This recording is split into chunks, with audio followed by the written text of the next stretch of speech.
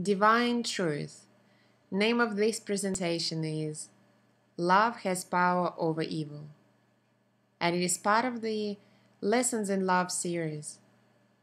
It was presented in Dallas, Texas, USA on the 19th of February 2012. This is Session 1, Part 3.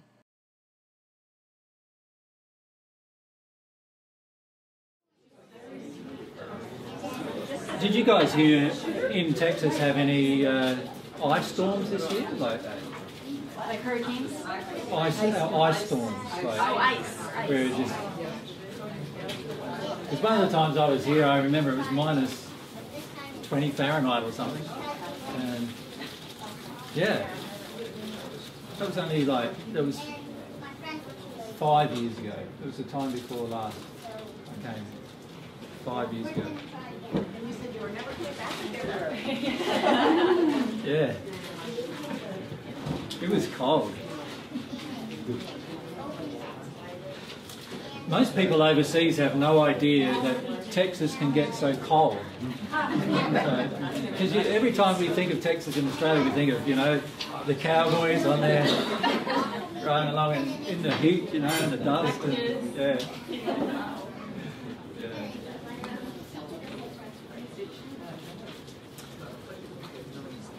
Okay. You have a lot of cowboys though in Australia. I suppose you'd call them cowboys, yeah. They don't wear exactly the same garb as your cowboys, but yeah, there's a lot of guys who on horseback who muster cattle and so forth, yeah. Less so now, they mainly use motorcycles now. And there's still quite a lot of them around. Yeah.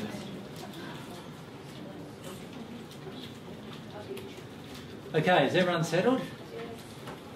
Yes. Yep. All right. How did you go with this question last night? Did you get any time to have a think about it? Yeah? Okay. That's good. Now, so that the object now was to look at the areas where if we love ourselves, how it would affect this psychology of evil. Because remember, it's really the psychology of evil that guides the planet at the moment. And you can see from our previous discussion that the psychology of evil actually is a lot of times in ourselves too, still. We still have some of those tendencies towards that kind of thinking. And there are many, many people in the spirit world in the hells of the spirit world, who are dedicated to that kind of thinking. Their whole life is dedicated to continuance of that kind of thinking as well. And so what we need to do to break the cycle is to break the cycle of the psychology of evil, break the cycle of our belief systems that cause us to have a tendency towards evil. Now, God created us, and it's very important to understand this, that God created us with the ability to overcome evil. God did not create us with an inherent feeling that we were always going to be evil. He never created us with a flaw. He created us perfect. Now, because God created us perfect, any time that we justify evil as saying that it's because of the flaw that God created, we are really well out of line or out of harmony with love in that place. Now, can you see already that many religions automatically say that? So automatically there's a disharmony with love. And in fact, it also, this whole idea that we were created with flaws, or we were created sinners, as the terminology is often given, the whole idea that we were created sinners is itself a terrible blight on the truth about God. Because we're basically saying that God couldn't create us perfect. God had to put in some flaws, or was so limited, God designed flaws inside of us as humanity. And nothing could be further from the truth, actually. It is an underlying problem to believe. Now, there are many billions, in fact, of spirits in the spirit world, in the first dimension of the spirit world, in the hells, who still believe in this concept that they were created with a flaw that they couldn't overcome all of their life, and they arrive in the spirit world with so much anger towards God because of the flaw, not understanding that God never created us with flaws, and flaws entered us through a different process, through a different process other than God creating them. So we need to start with this basic understanding that we have the ability to be perfect. In the first century I said, you must become perfect as your Heavenly Father is perfect.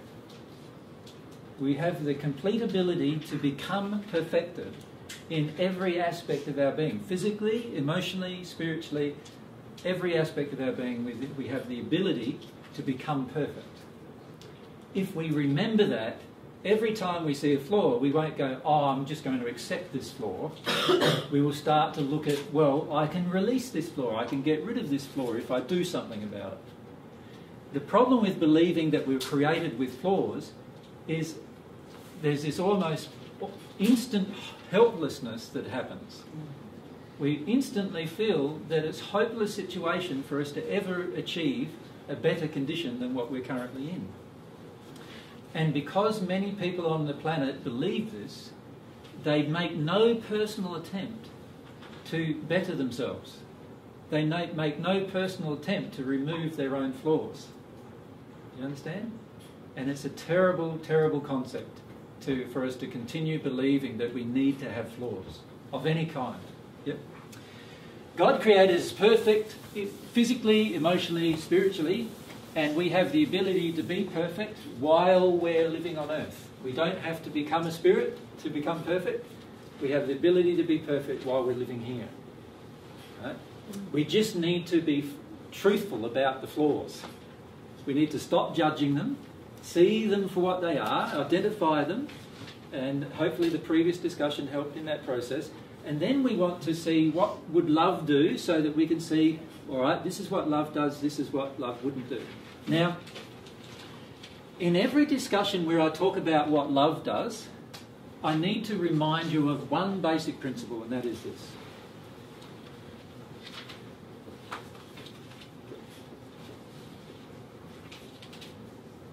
Doing comes from feeling.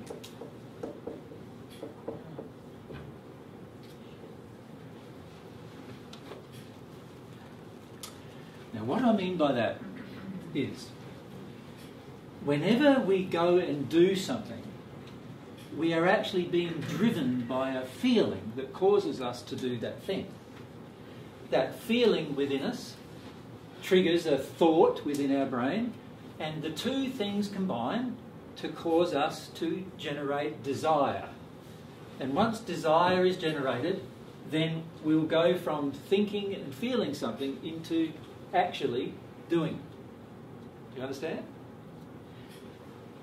The reverse is also true.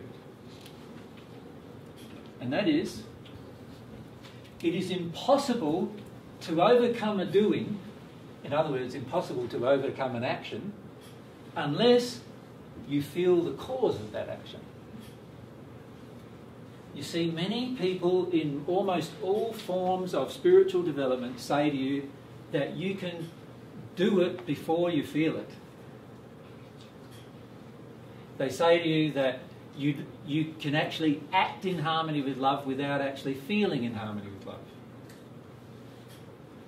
And as a result of that, many of us, what we attempt to do is we try to act differently without feeling the reason why we have acted the way we've acted. So we try to act differently. Now, can I just say something else? I think Mary said, what was it, Ray? Trying is lying. Trying is lying. What she means by that is that when we try to actually take the doing action, we try to act differently, without actually feeling why we act the way we act, we're actually lying to ourselves. We're trying to falsify or put on a facade of what we really feel. Right? To actually change our heart needs to change. Remember I said to you yesterday, if your heart doesn't change, you can, in a nice relaxed situation, you can think, oh, I'm going to do this. But when you put yourself under pressure, or some pressure comes to you, often your actions are very different. And the reason why they're different under pressure is because the feeling is still inside. So, for example, if we looked at all of that list of the creation of evil, like we looked at the one, what was it, the one that I mentioned was others denying our demands, for example. So if we look at that as a creative evil, where we see when other people deny what I demand, I get angry and upset, and then eventually I could even go worse than that, you know. Now, if I see that as something within myself, the fact that I demand things from others, I can try to no longer demand things from others.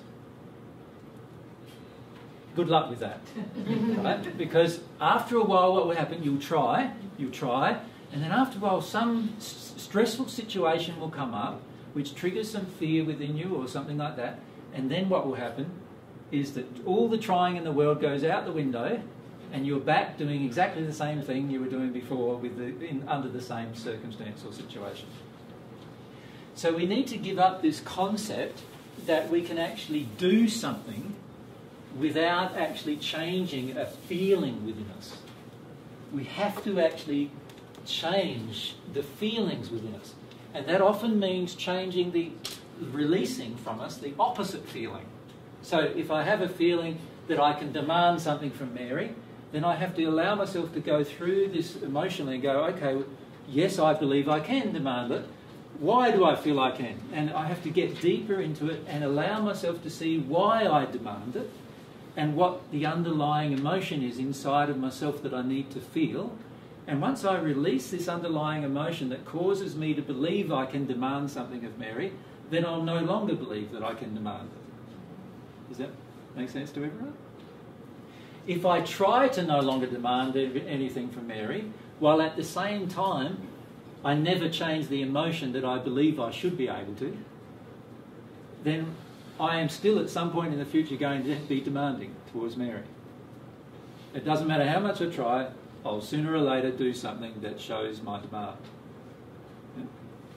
So we need to have this concept whenever we discuss anything about love of self. To correct an issue, we need to have the concept to actually correct, we need to feel it rather than just think it. We need to stop thinking that we can think our way out of a situation and actually start to see that all of our thoughts come from these deeply held emotional beliefs which, while they're with us, will draw us into the situation anyway.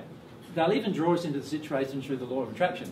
We'll keep attracting events that we believe we've overcome, right, when we're doing it with our mind. And the reason why we're keeping on attracting the event is because nothing's really changed in the soul. Nothing's changed in terms of the emotion that's within.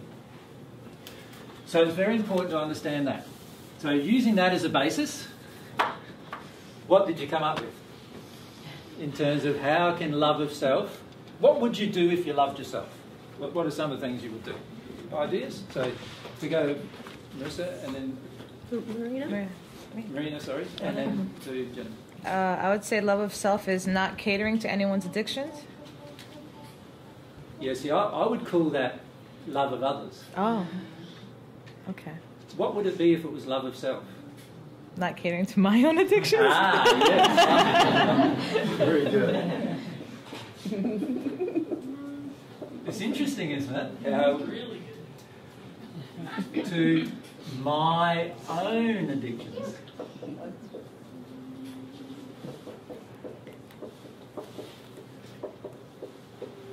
You can see by saying it the other way, we're really blaming others for our actions towards them. Saying it this way, we're now seeing the ownership is on me to address my own addictions. Once I release my own addictions, I'm not going to be able to respond to any of yours. Right, you're taking responsibility, personal responsibility for all of that. Right? Exactly. So it's very good. That's an act of love to do that. I agree. Yep. Anything else? Jennifer was going to be next. Okay. The willingness to feel the root cause of what's driving that behavior. So shall we call that the willingness? Well, I would actually The desire? Yeah, Yeah. I'll make it more positive than that. Let's make it the desire to feel all, let's put it as all Yeah. of my own emotions. Yeah? All of them. If I desire to Can we feel put all- up there at the root cause? Because for me, that's really a key thing. I had to keep going deeper. You know what I'm saying? Like, I can feel my frustration, that's feeling my emotion, but it's what's underneath and causing the frustration where I've actually been able to work through stuff. But you won't get deeper unless you feel your frustration. That's true. So, Yeah. so if I just blanket it to all, Okay. if we start with, if we're frustrated, feel your frustration. Yeah. You don't have to act upon it, feel it. Right. When you feel your frustration, you feel why you're frustrated. Then feel that. Does that make sense? So Yeah. everything needs to be a feeling, and we can drill down into our feelings by just feeling the one above. So we don't have to be all clever about it intellectually. We just need to start with the feeling that we feel, and then allow ourselves to drill into the feeling and feel the feeling properly, and then we'll always get to the next feeling. Telling the truth. Telling the truth. Telling the truth about what's going on inside me. Well, there's two parts if we love ourselves. There's telling the truth to ourselves. Right. It's very hard. Very hard. Yeah. And to others About ourselves. about ourselves. That's really hard too. Now, again, is the truth what we want to believe about ourselves, or is the truth what we really feel about ourselves? Yes, yes. Can you see the difference?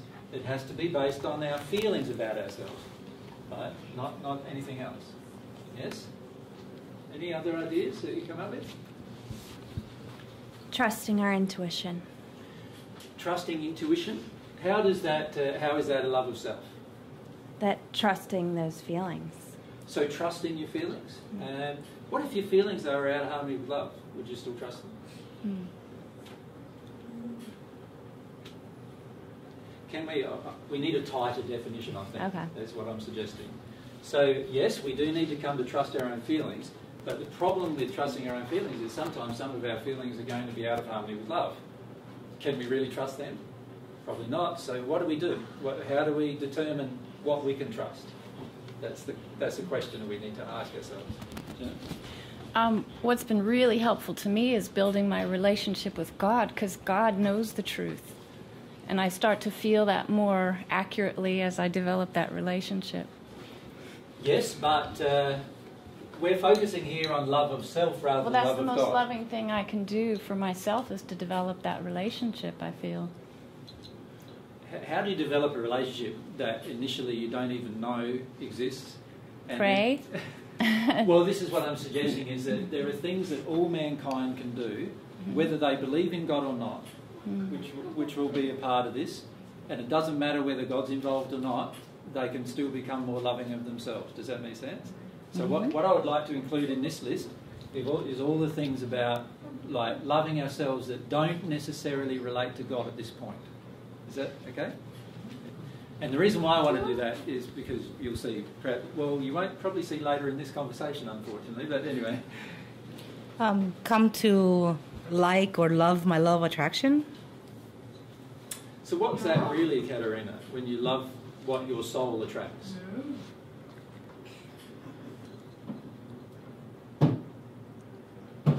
Humility. Isn't it just really loving your own soul and what it's able to create? Okay. Everything it's able to create, not just its law of attraction with regard to what it creates negatively, but also its law of attraction with what it creates positively. Right. Yeah. So you're suggesting that if I love my law of attraction, I'm loving myself. Is that what you're suggesting? Yeah. Yep. Okay. So if I love myself, I love my attractions. Now the only problem with that, can you see some flaws with this? We need to have a tighter definition. Because What if I attract 50 women who want to have sex with me? And I love that. So am I in harmony with love? No, but not loving to do that, but to actually understand that I attracted it. So that it was me that attracted it. Okay, so you're not suggesting we act upon. No, I'm what suggesting we that attract. to recognize that something within me drew this toward me, and I should not go, you people did this, but... Yeah, but can you see, if I'm a man who likes to have sex a lot with different women, then I'm going to think my law of attraction is pretty good with 50 women want to make love to me. But is it loving, though? So Well, see, this is where we need to refine the, Okay. the idea, you see. So I'm not going to just love my law of attraction. True love itself is not just about loving your law of attraction. Because it's got to be in the right direction, doesn't it? You've got to be attracting things in the right direction, right? So there's got to be more involved here with this particular issue. Yeah? Can you see that? Not convinced? no, not convinced. I'm trying to understand. See where I'm coming from? Yeah, the direction, actually. Yeah. Because I'm finding that I'm selective with my law of attraction. I don't like the bad stuff. I get upset first when bad stuff comes, and so that's unloving to me to not see that it's me that created it. I agree, but the average person in the hells feels exactly the same way. Okay. Do you understand? Yeah. They don't like what they've attracted, that's negative, and they love what they attract that they feel is positive. And they do attract things that they feel are positive. Like they attract, for instance, if you're a man who's raped a woman on earth, you pass over in the spirit world, you often attract women who are terrified of men raping them in the spirit world. And they love that. So they're loving their law of attraction. But is it helpful for their getting out of evil? No. So is it really that we begin to love the truth and love the laws that bring us truth about our soul? But again, whose definition of truth? See, if it's my definition of truth, then that'll be very different than God's definition of the truth. And other people's definition of the truth. So I've got to, there's got to be some kind of tighter definition in terms of what is loving than these things. Pain. I agree that when you love yourself, you will love what your soul attracts. I agree with that. But you won't necessarily love it in the sense of act upon it and all those kind of things. And this is where if I write down I love my law of attraction, everyone's going to then go and think, oh, well, you know, I've attracted 50 women to make love to, so I should go and make love to 50 women. That'd be great. And they would be degrading their soul in that praise. And then they'd say, oh, yeah, but Jesus told me that I'm allowed to do that. So let's just rub that off for a second. You want to come up with some other closer definition. Yeah? If you love yourself, would you open to discovery, open to explore? Would that be loving yourself by loving your life here on earth? Could I define that as if you love yourself, you'd love what you desire, or you'd love your I guess desires? what does And then I'd go down the same track. Well, some of our desires are quite negative. Right? And if we love them, then Love it's going to lead us a yourself. long way down the wrong path. And that's what most of the world's probably doing at the moment, going down the wrong path with regard to many of their desires. So can you see that it's a bit hard, isn't it? Yeah. Sorry? You just wait for the mic to come out. Would what you're saying be true if you said to honor and follow your loving desires? Yeah, but see, again, it depends on what I define as love. If I define love as, you know, love is having sex every day with different women, then I basically am going to probably do that. And I think that's loving. I have actually met men in spiritual circles who only go to spiritual meetings so they can hook up with women. And they have a long stream of women as a result, because there's many women who feel that, meeting a spiritual man, and they go along to these groups. And I knew a few of them in Australia who told me that their only reason for going to these spiritual groups was so that they could hook up with the women who were there. I remember one time we talked about that if you follow your passions and desires, even if you're not sure that they're loving, then see what happens. If it's a positive result, then it's more likely to be loving, and if it turns out destructive, then it's obviously not, and to investigate and Well, explore. I agree with that statement, and I've made it. However, I would also clarify it further by saying, well, sometimes I think it's a positive result when it's Right. not, and sometimes I think it isn't a positive result when it is. And it's got to be real love that changes evil, not what I believe love to be. So while I agree that the way to discover your passions and desires is to follow them and see where they take you and see what corrections the universe brings to you through the law of attraction, I don't agree that that's necessarily like truly loving yourself. Does that make sense? Yep. In the sense that to truly love ourselves, our passions and desires have to be always, if I loved myself completely, so this is what we're talking about here, if we completely loved ourselves, not if we're attempting to, but if we really did love ourselves in all aspects, what would we be doing? Honoring our loving passions and desires. Honouring our loving passions and desires, I agree, but who defines the loving? Not me. Can you clarify that so that it's... Well, God has to define the loving. Uh-huh. Something external to myself has to define the loving. Right? Mary, you wanted to say, and then we'll go. So to me, it's about pain. The way that God shows me that it's becoming sensitive to my pain. Yes, now we're starting to get a bit more... It's very, very important to see this. Remember, in the previous list of all the evil, most of our evil comes from our pains. Comes from the pain that's within us, the pain or the potential of pain, the threat of pain against us. So if I truly love myself, what would I do with my pain? I would choose to feel all of my own pain. Right? It's not just that. Also, the law of attraction can only correct me if I'm willing to be sensitive to the pain that I might be getting an addiction met, but there will be pain in my soul if I'm in addiction, won't it? So if I'm sensitive to that, then I can trust the law of attraction. But when I have to want my pain. I have to want it. Yeah, which is a desire to feel all of your own emotions, including your pain. Yeah. Yeah. Minute by minute. Yeah. What happens when you feel your own pain? It hurts for a start, doesn't it? And then what do you find yourself doing when you feel your own pain? Do you find yourself becoming less sensitive or more sensitive to other people's pain? More sensitive. So if I felt my own pain of being spanked as a child by dad, and then I'm a dad and I'm spanking my child, I'd be going, well, I think I've got to think about this a bit more, wouldn't I? If I was feeling my own pain, truly, I would have to really, that would cause me to pause in that particular interaction. But if I'm desensitised to my own pain and I feel, well, and I justify to myself that my dad was just causing me that pain, then I won't be sensitive to it at all. I'll just bash away, till I've got a red bottom and say, there, you deserve that.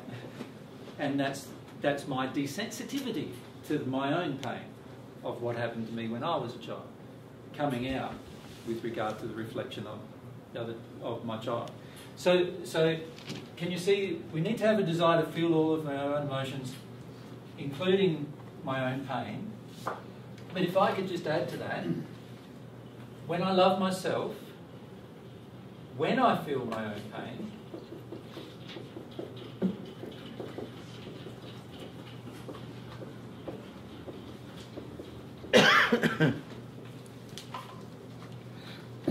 I no longer justify pain.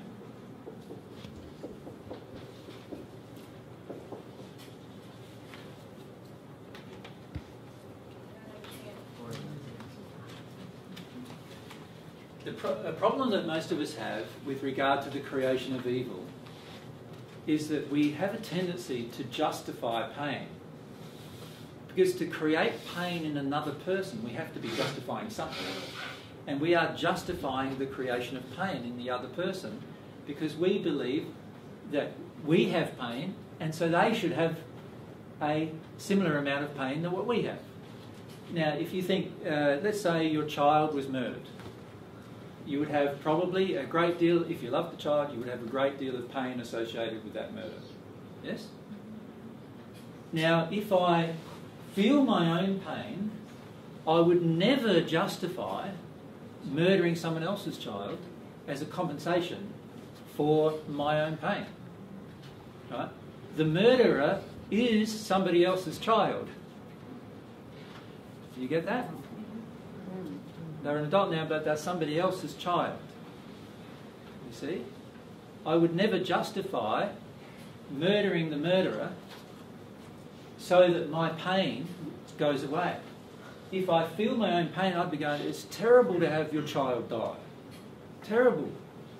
Right? It's a terrible feeling that I had to go through to have my child die. It's a terrible feeling. How can I then go and create exactly that same feeling for another person if I was sensitive to the pain that was within me about that subject?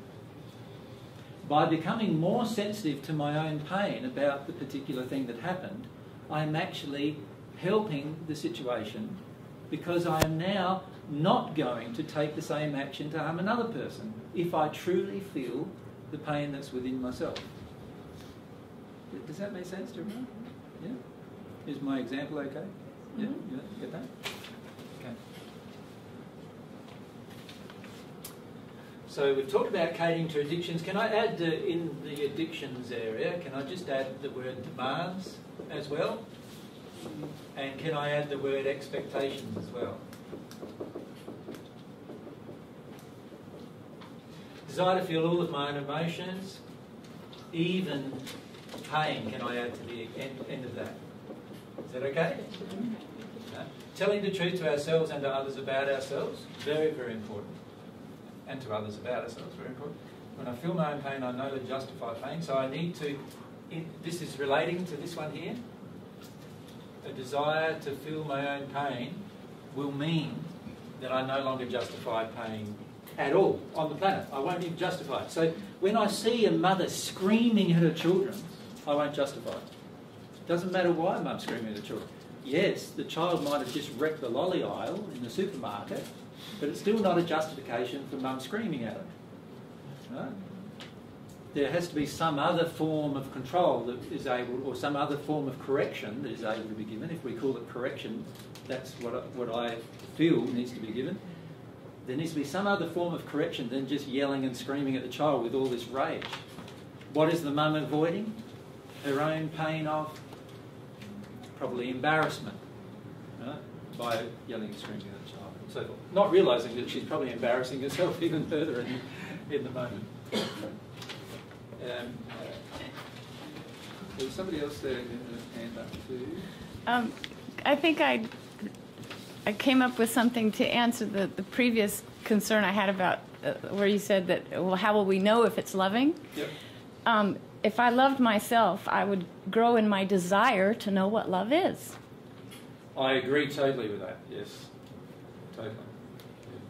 So can I say, when I love myself, I want what is only loving for myself.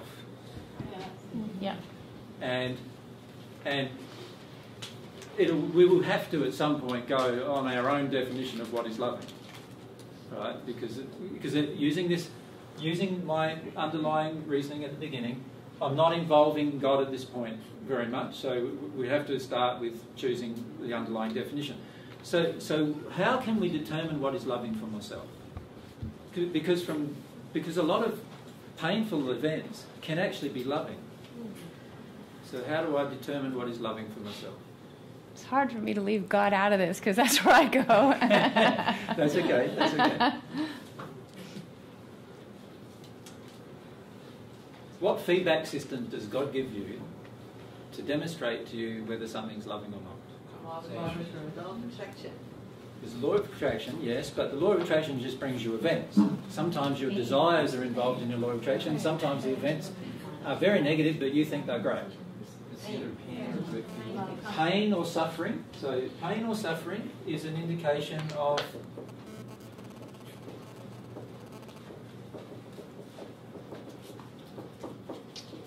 Now, to whom?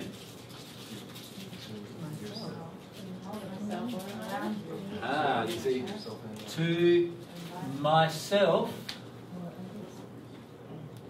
or others. Now, it has to be real pain or suffering, not imagined. In other words, you know, I no longer am doing what Mum wants and she feels terrible because of it. That's not included in this list. It has to be real pain or suffering. Somebody obviously is going through a lot of pain because of an action that I took. And when I look at it honestly, I can see that, yes, I was probably pretty unloving with taking that action. So this will help tighten the definition a bit, wouldn't it, as to how we can get the feedback happening with the law of attraction. So the effect of something, so for example, if you're driving down the road, you hit a patch of ice, you fly across the road and it's a single laned highway, fly across the road into the path of the oncoming car, head on, and you kill every person in the car, but you stay alive.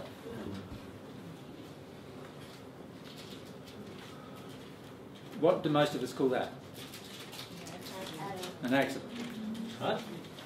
But if I am really sensitive to changing myself, what would I actually do? I would go, okay, I have caused pain or suffering to somebody else. Just by being there, I've caused this pain and suffering. In Australia, I don't know what it's like here, but just being in an accident, you're 25% wrong. Just by being there. Right? That's how they see things. So we've caused pain or suffering to somebody else. It hasn't been on purpose, but it obviously has a cause. We need to examine the cause. Right? And the cause just isn't the ice on the road, because the cause, if I was doing 0 miles per hour with the ice on the road, nothing would have happened with the ice on the road. If I was just 2 seconds later crossing the ice on the road, the other car would have probably gone past me and nothing would have happened. I would have slid across the other side of the road and missed them altogether, perhaps. It had to be right on that time, right on that day, right on that location. I had to make all of those choices that happened right up to that point, did I not? For that accident to occur. If I was sensitive, very sensitive, I'd be going, okay, I'm causing pain or suffering to myself or another. The other person I definitely feel. I personally would probably feel terrible feeling of, it's, you know, the terrible grief of having accidentally harmed somebody else is overwhelming, isn't it? When you let yourself feel it, and you'd probably feel that. But if you were truly honest with yourself, you'd go, what caused me to be in this location at that particular time, on that particular date, driving that particular speed, with that particular car, with that particular set of circumstances? There has to be some feelings inside of me that caused all those things. Does that make sense to everyone? And if I'm really sincere and I really love myself and I really love the other person, I will want to discover what those feelings were. Because I certainly wouldn't want to create another accident of a similar nature by not feeling those feelings. Now, I know some people, one person in Australia that I know, she's had 16 or so accidents, right? Because she does not want to feel the feeling that keeps creating the accidents. Right? Now, that's definitely not being loving to herself, is it? She's keep creating accident after accident after accident. And it's certainly not being loving to the people she has accidents with either, by not facing the truth about it. So it seems to me that, say I'm the person in the accident, I might not be an evil person to create the accident, but as soon as I deny the pain of it, I refuse to feel all my feelings of it, now there's a way that I can commence evil, can't I? Yes. That this is the moment where... The instant I go into deny the pain and suffering within myself or in another person is the instant that I start acting in a more evil manner. In other words, I'm denying pain in myself or others. Doing that automatically creates this circumstance where I'm creating feelings of anger in other people automatically. Yes. Because you imagine if you had your whole family die in a car accident, you'd want the other driver to have at least some deal of remorse about being in the wrong place at the wrong time, wouldn't you? Otherwise, but if he goes around going, yeah, it's an accident, just happened, if he had that attitude, how would you feel? You'd feel very angry, probably. So you can see that oftentimes we finish up creating anger in others by deturning from the pain we've created. Okay. Any other ideas? How do you love yourself? This is all about. I've had a lot of practice in learning to love myself. I got all these ideas. No, go ahead. Maybe to desire to grow and positively change. Yes. What have I put down here for that? What would it say that is?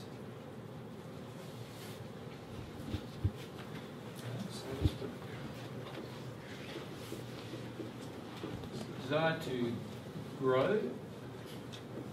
More loving, can I put? Loving. And truthful. And then I'll put in brackets, that's what I would view as positive change.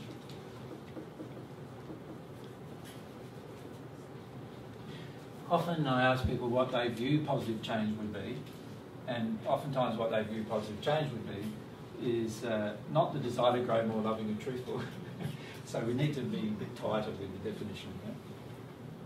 Some people feel that if they were positively changing, they'd have more things, or more power, or whatever.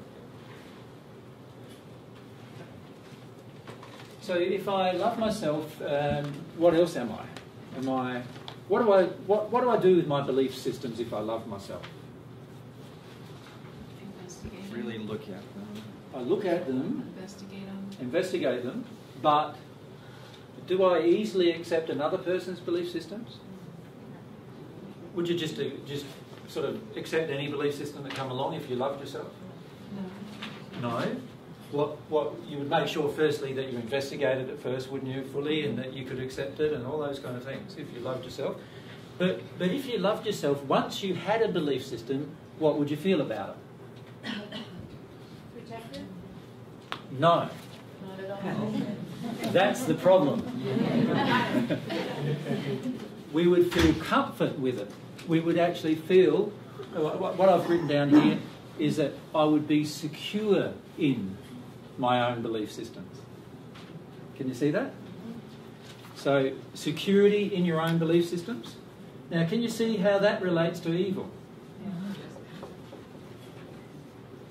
So when somebody challenges my belief systems,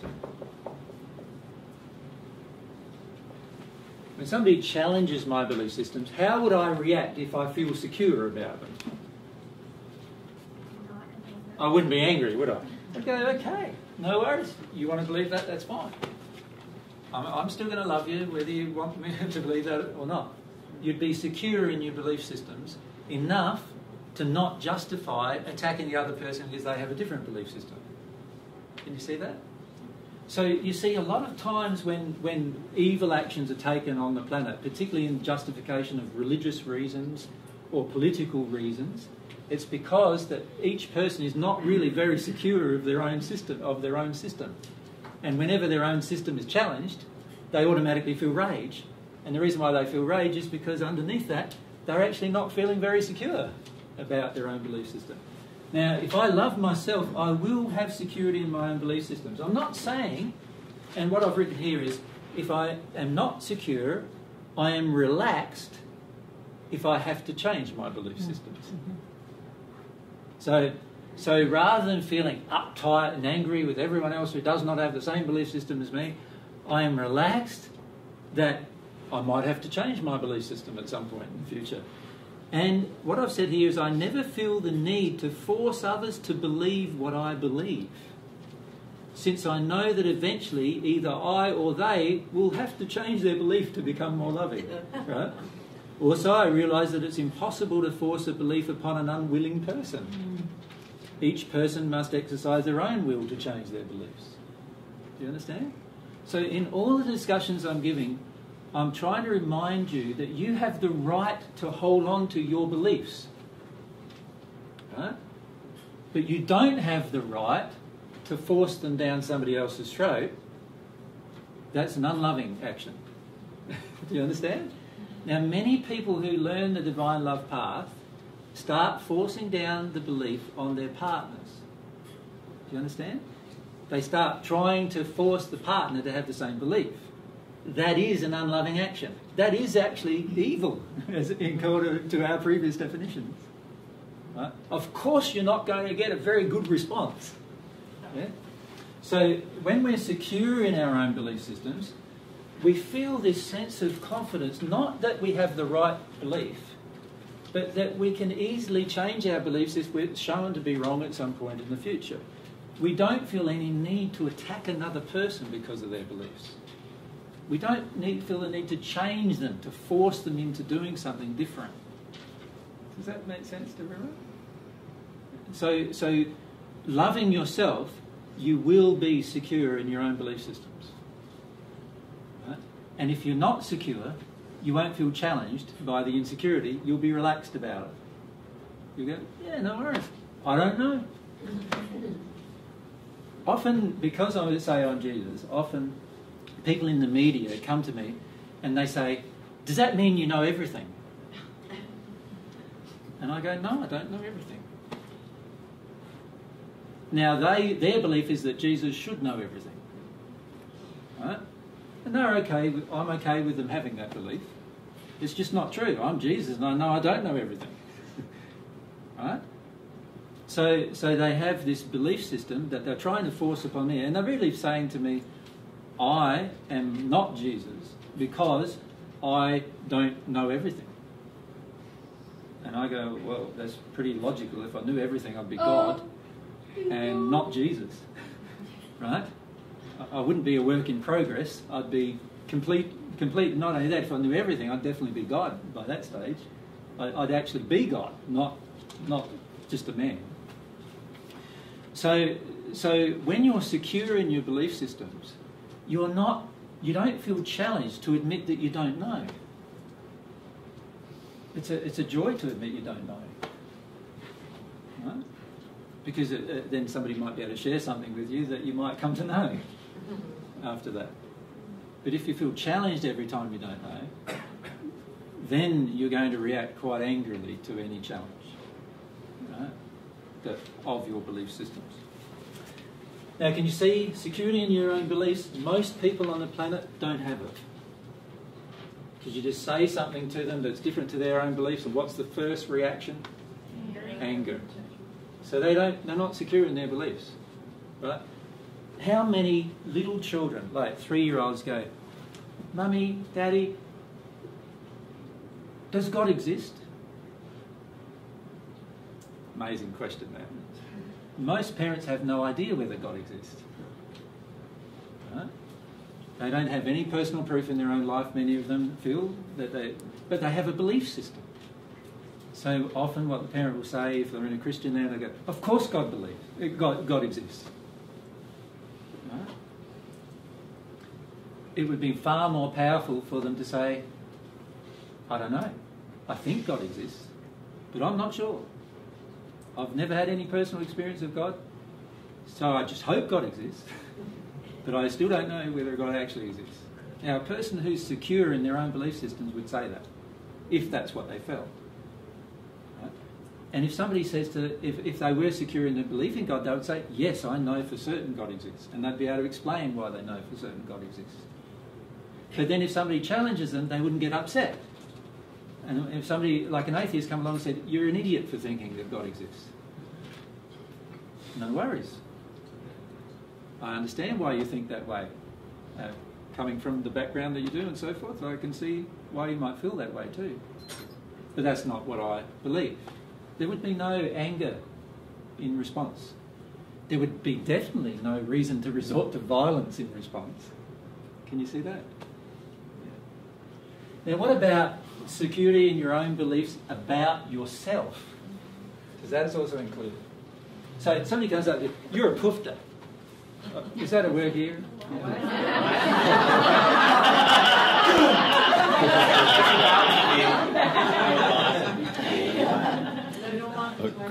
A gay man in Australia is often called a pufta. In a derogatory sense. How did you say that again? It's P-O-O-F-T-E-R. Pufta. Now, I don't believe that myself. Like, one of my best friends, the Apostle John, is a gay man. So please don't feel that I feel that way about gay men. But I'm saying, if somebody came up to you as a gay man and called you a pufta, you wouldn't feel, if you were secure in your own belief, you would not feel challenged by that. And if somebody called you a gay person even when you're not a gay person, you wouldn't feel challenged by that either. Does that make sense? Because inside yourself you know who you are. You know what your attractions are. Right?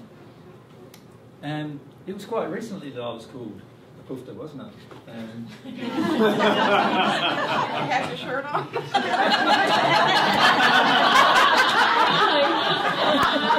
There's a funny story about that because we do have a friend who is gay, who's a guy, who sent you an email about that shirt. He'd found a picture of two gay men wearing that same shirt. There's a picture on the internet of two gay men wearing this shirt with their arms around each other. Yeah. I can't remember when someone called you gay, babe. Yeah, in a recent email I got from a Christian lady. Oh, that's right. She was a Catholic Christian lady, and she emailed me and said that I was such a stupid idiot to believe on Jesus, and she went on for a bit. And I thought, yeah, it'd be good to reply to this email. So what I did is I actually replied. I said, do you realise that you're actually in a rage with me? And you've just got so much anger coming out of you, even in this email towards me. And then the next email was a heap of swear words calling me a pufta. And then I emailed her back again. Right? And I said, if you didn't want to engage Jesus in a discussion, then why do you email him? Surely. And she said, I didn't email you to get a response. And I said, so I emailed her back. and I said, well, that's very logical for a start. But secondly, if you didn't email me to get a response, then what was your purpose? Your only purpose could be to dump your emotions on me and to dump your rage on me. And then I got out a Bible verse. Have I got a Bible here? Yes. I got out this Bible verse.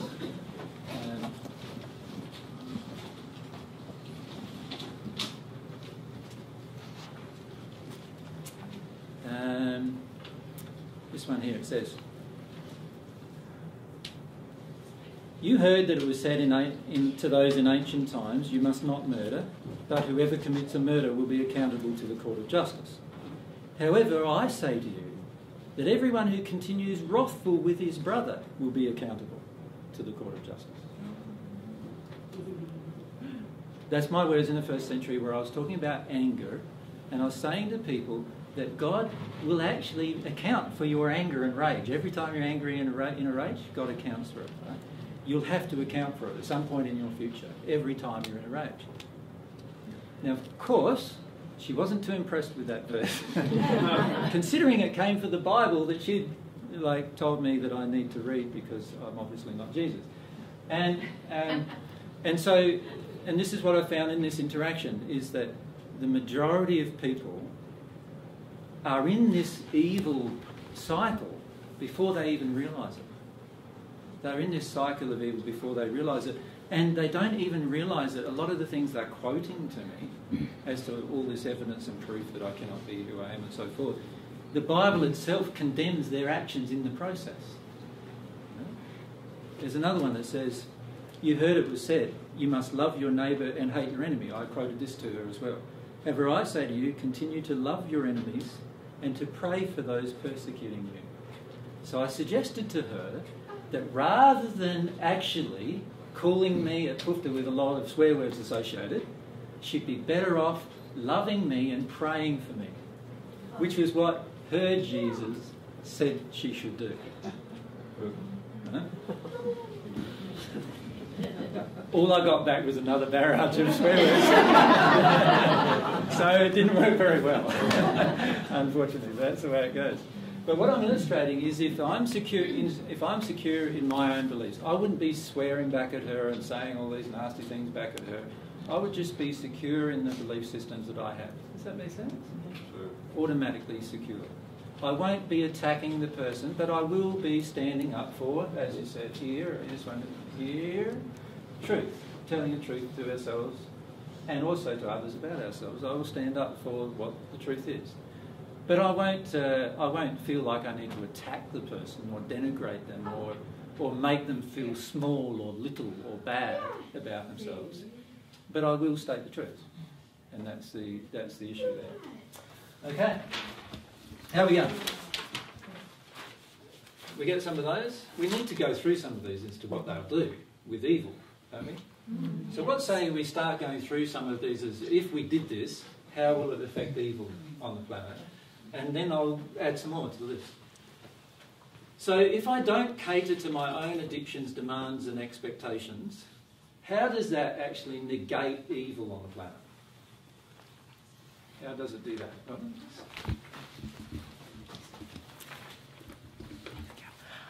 You could not be manipulated or controlled. You personally then cannot be manipulated and controlled by your own addictions. Yes? You start projecting your wounds onto other people. Right. You stop actually implying to other people that they are bad, wrong, whatever other things because you're fully self-aware about your own addictions and so forth.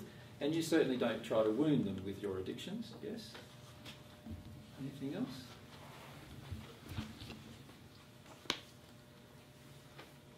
I'll say so. I see my addictions and demands upon others as an unloving and unjust action within myself. Therefore, I do not feel that others need to do anything I want or need.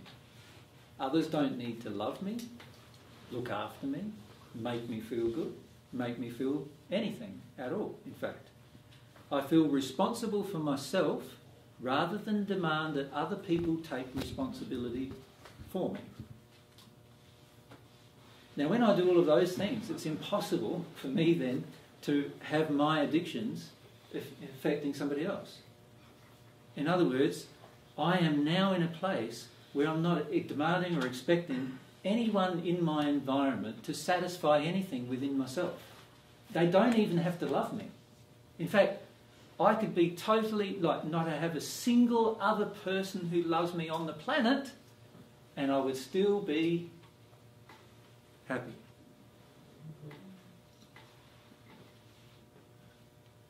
Which is an interesting concept, isn't it? This is whether God's in my life or not. I have that capacity. Right? There are many six-dimensional spirits, six-sphere spirits, who are in this place where they don't have God, but they feel completely secure inside of themselves. Yeah? Sometimes erroneously so. Okay. So that covered, do you think? Can you see the effect that will have on evil? Automatically, a lot of things would change, wouldn't they? Right, let's look at the second one. Desire to feel all of my own emotions, even my own pain. How does that affect evil? How does that affect evil on the planet? Okay.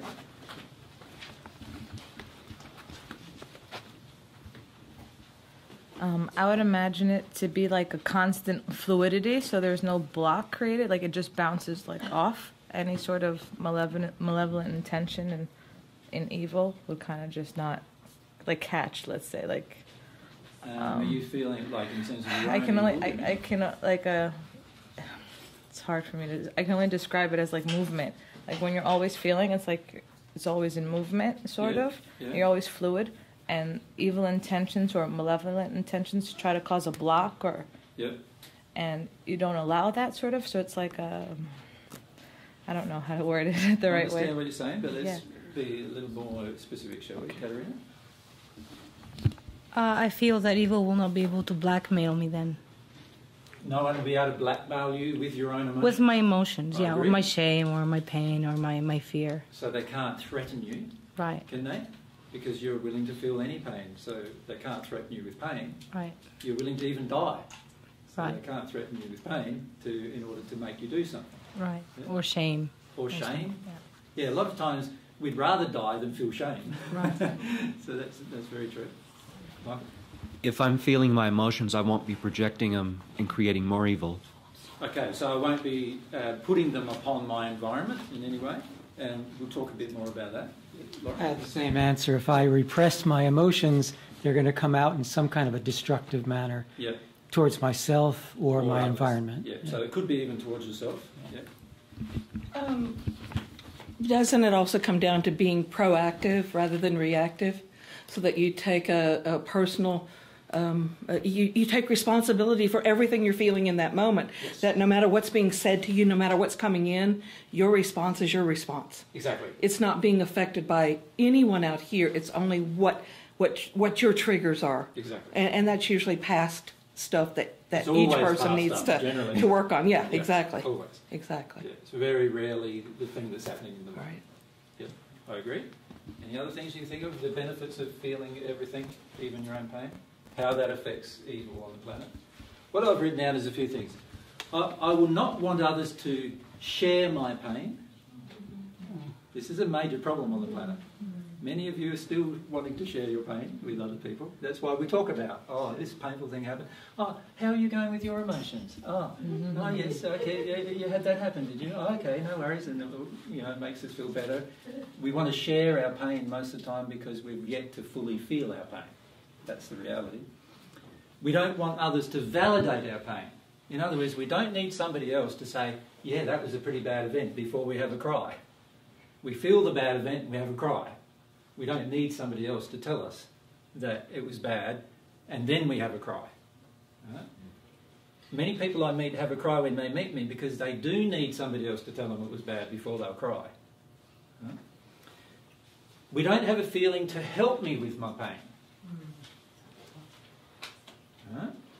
In other words, we're not projecting outwards of us, you've got to make me feel better, you've got to make me feel happier. If you don't make me feel happier or better, now you deserve some of my rage and anger or whatever other emotions that you want to project that on. I don't have the desire to avenge my pain. So if I'm in this space where I feel all of my pain, I don't have the desire to avenge it all. I don't have the desire to take revenge because I'm feeling pain. I just feel my pain. I don't have a desire to reduce my pain.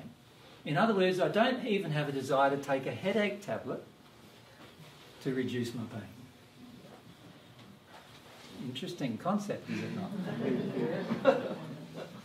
I notice here in America that you have more ads of a certain nature than what we have on our television. We watched a bit of telly the other night, and you have a lot of ads about medical conditions, and it's very interesting, your ads. They all have big disclaimers. We don't have that in Australia. They don't have that because they're not afraid of the litigation. That was forced upon them. Yeah. Exactly. And so now they all have this disclaimers on it. And when we watch those ads, we go, wow, it's almost an anti-ad for the ad. It's quite amazing. And the reality is, we will not seek. If we truly do this, we will not seek temporary solutions for our pain. Right? Now, if you think about that, the majority of people on the planet in the Western society do this. So it gives you an indication of how addicted we are to not feel our pain, any physical pain in particular, but in emotional pain. What are the biggest selling drugs on the planet generally? Antidepressants. Yeah. Interesting. So, aside from, of course, the headache tablets and stuff, I mean the ones that you have to go and get a prescription for. And also sleeping pills. Also sleeping pills, yes, which is also an interesting way of avoiding pain. And I don't have a feeling to remove the fear of my pain. Could you repeat that? I don't have a feeling in me, when I love myself and I desire to feel all of my own emotions, even pain, I don't have a feeling that someone else should remove the fear of my pain. So when I'm afraid of my own pain, I don't go to somebody else and either get them to commiserate with me about how bad this pain is, and I don't have the desire for them to remove the fear of my pain by going, you'll be all right, everything will be fine, it's not that bad. All those emotions, you see, they're all still me avoiding my pain. And all of those things I've just listed are all causes of evil. Interesting. Mary, would you like to say? Just a question from spirits, really. They've got a lot of fear, but their feelings are, okay, all that stops me being evil. Yes. They're willing to entertain that possibility. But then they say, what stops somebody else being evil to me? How can that help? Like, if someone's coming to attack me, how can doing this or doing these things stop evil around me? Well, firstly, and this is a basic principle we all need to get and understand really deeply in our soul, is that the reality is that no one around me is not going to be able to be evil unless I stop being evil. So in other words, no one around me can stop being evil unless I stop being evil first. This is a deep responsibility that I have to take. Yeah. If every single person on the planet took that responsibility, and every single person in the spirit world took that responsibility, we would instantly be cured of all evil. Instantly. So we need to understand that as a basic principle first. That it's impossible for evil around me to change unless I stop being evil first. Yeah. So can I just comment a bit more about that, and then I'll answer their question properly. But does everyone understand that if I don't stop being evil first, then how can I expect my neighbour to stop being evil before me? It's not very fair, is it? To expect my neighbour to become perfect before I do is not a fair requirement upon my neighbour. To expect my partner to become loving before I do is not a loving expectation of my partner. To expect my child to demonstrate more loving development than I have is not a loving expectation of my child. We have all of these expectations. So the first thing we need to come to understand is that. The second thing we need to come to understand is they're only saying that because they're afraid of the evil of others. When you feel the evil of others and let it pass through you, you automatically in the spirit world go to a different location where there are less evil people. On earth, when you feel the evil of others and let it pass through you without acting upon it, you automatically have a feeling of less pain when evil is perpetrated towards you. Because all pain is associated with the emotion of fear. Does everyone understand? This is a very basic thing we need to understand about the human body, that all pain we experience in the human body, and particularly all pain associated with suffering, long-term pain, in the human body is all about our fear. Our fear creates the pain. Now, I've actually been through personal experiences in my life, both in the first century and in this life, where I was in so much pain and agony, and then all of a sudden, a fear release, and I'm no longer in any pain, but in exactly the same situation. Now, many people experience this when they get injured, where they don't even feel any pain, and yet they sometimes have even horrific injuries. So something changed. They no longer have a fear of the pain, and that causes their injuries to be as if they're not there, even though the injury is quite present. Many people who are on the battlefields experience this process, where they accept that they're probably going to die, and in that moment they automatically have less fear, no fear sometimes. And when they have no fear, they also automatically don't feel the pain of their own body anymore. even though their body is obviously in pain. Yeah? So this is an understanding we need to grasp, is that all pain is created by fear. All pain is created by fear. Now, they would like to ask any more? No, I think we're just... It's the thing of fear, not wanting to experience their fear, which justifies them then maintaining the fear of evil, Exactly. saying that it's no trust. The instant you feel your fear, you are no longer feeling pained by other people's evil either. Which is very, very interesting as well. There's all these effects that it has. Yeah. Thanks, Does everyone get that? Yeah? Is that a bit too deep, that one? My suggestion, if you don't believe me, is to try some experiments. One good experiment is to get a person who's into deep tissue massage. Lay on the table, get them to just deep tissue massage your legs. Right? Most of us will go into quite high degrees of pain with a decent deep tissue massage of our legs. The reason why is we suppress a lot of our emotion as far away from feeling it as possible, and so our legs finish up getting quite a degree of those emotions stored in them. When you get a deep tissue massage, if you allow the pain, allow yourself to allow the pain rather than try to get away from it. It's very difficult to do, by the way, and you might need multiple sessions before the experiment works. You will actually find, once you allow it completely emotionally, and you no longer are afraid of the pain itself, you will find the pain will disappear. It will just go away. It'll be like it's not there anymore. Yeah? It'll be like it's a very interesting spiritual change that happens in you, because the belief inside of yourself just changes about pain and your ability to experience it. It can also help you then accept your emotional pain as a result. Yeah? So if you want to try that experiment, you will find that you'll reach this threshold of pain that's almost totally unbearable, and then once you deal with the belief about it, it'll disappear. And actually, the same deep tissue massage will become pleasurable rather than painful. But the problem is, most people on the planet, when they get deep tissue massage, just spend most of their time screaming, and don't allow that threshold to be reached. Yeah? Okay. Very important, this one, isn't it? Can you see how important that one is for the eradication of evil? This one here.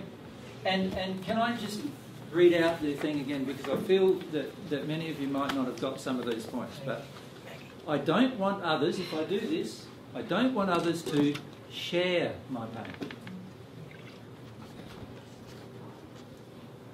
In other words, I can feel the pain inside of me, and I don't expect Michael to attempt to feel my pain in any way. I don't want him to share in it. I don't want to bombard him with it. I don't want to intellectually browbeat him with it. I don't want to nag him about it. I don't want to complain at him about it.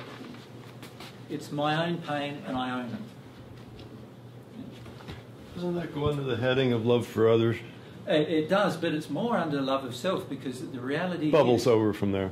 Yeah, but because when I feel all of my own emotions, including my own pain, I am actually loving myself the most. Right? That's the time when I'm loving myself the most.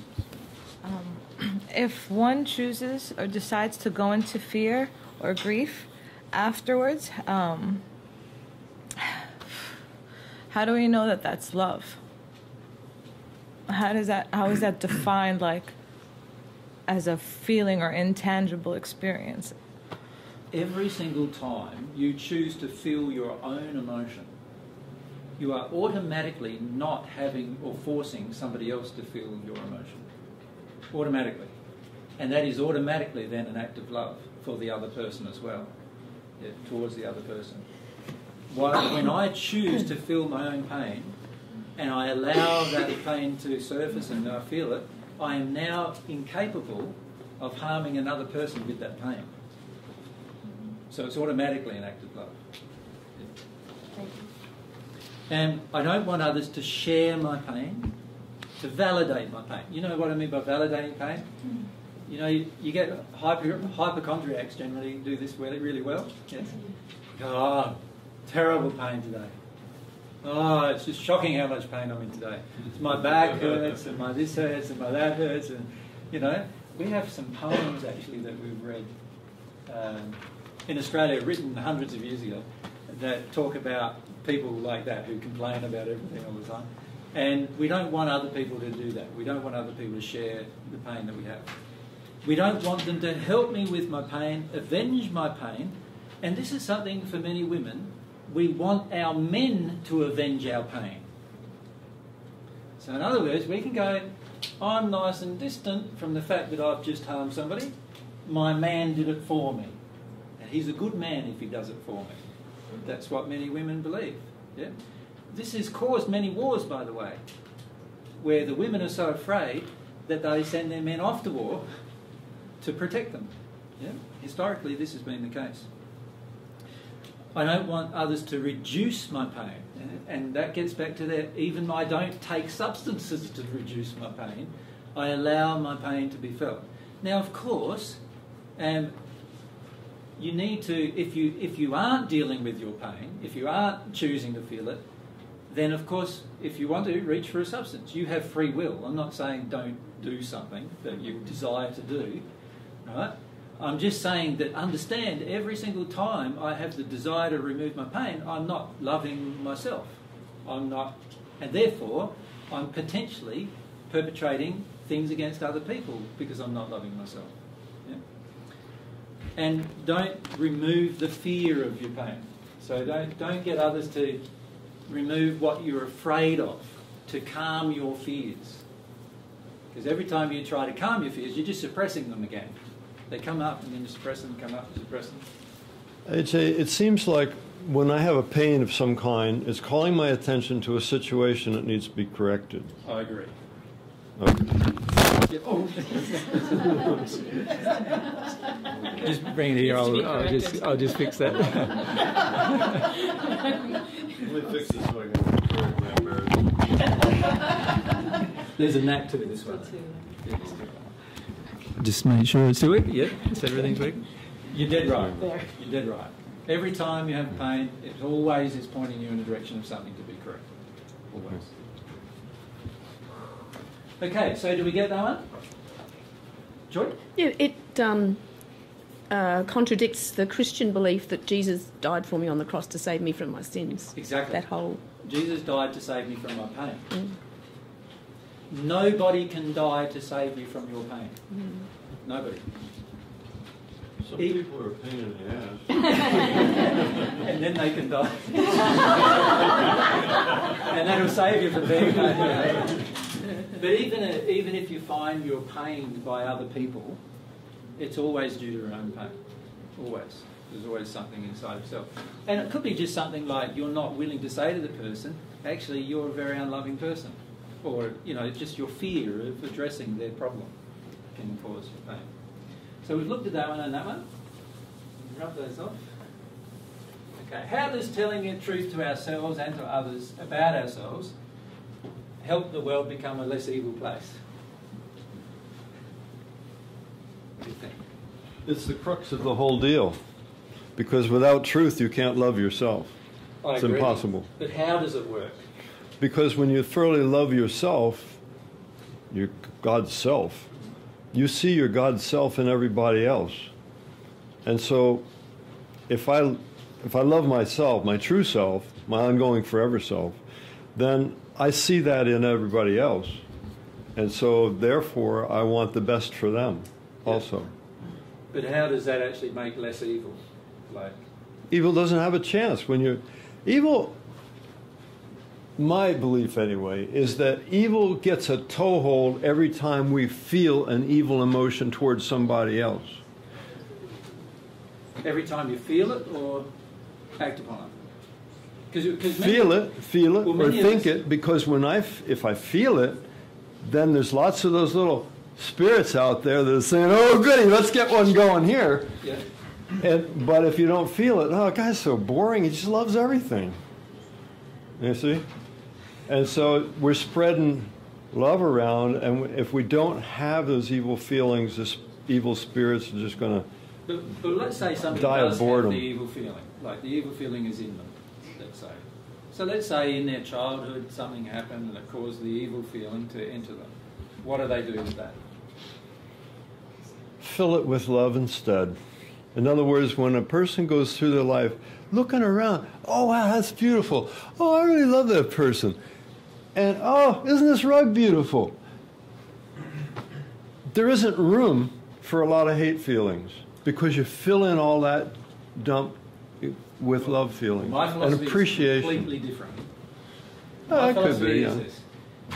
While the evil feeling resides within you, Yeah. you will carry it around. And it will almost be it'll be very, very difficult to deny. For the evil feeling to get out of you, it has to be felt, but not acted upon. Oh, well, yeah, you always acknowledge, that's true. You acknowledge that it's there, but then I would say, well, I would much rather feel love. Yeah, but I'm not saying, see, what you're describing is what I call the natural love bath. A desire to change intellectually what's really happening emotionally. Oh, no. Not at all. Yes, it is. I'm saying it is. No, because if it's real, you feel it. No, but it can't be real unless you release the opposite emotion. This is what I'm saying. This is what I said right at the You just start. don't bother with it. You're too busy appreciating and feeling love for things to give it any energy. And It I just can't- dies of neglect. I can't agree with you. You are automatically going to bottle. I'll still love you. It's okay.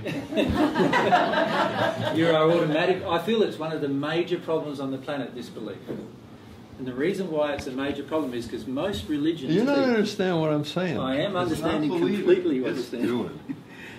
The reason why it's a major problem, this belief, is because it tells you that you can intellectually change something that is still emotionally within you. And I believe you cannot. And I agree with you. No, you No, you don't, from what you just described. Well, then you got to hang up in the words somewheres along in there. I don't think so. But I know I believe that we're still on the same track here. Maybe I didn't use the words you like to describe it, but see, I believe you believe I am on the Okay. same track, but Yeah, I that's feel we're all right. on quite different tracks. Okay. Can I explain? Sure, go for it. Or attempt to, at least. Make good discussion. Remember right at the start, I said doing it is not feeling it.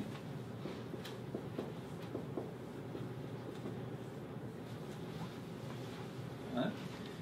Feeling your evil emotion keeps it alive. Let it die of neglect. No, it's not feeling it that keeps it alive. It's acting upon it that keeps it alive and not feeling its underlying cause.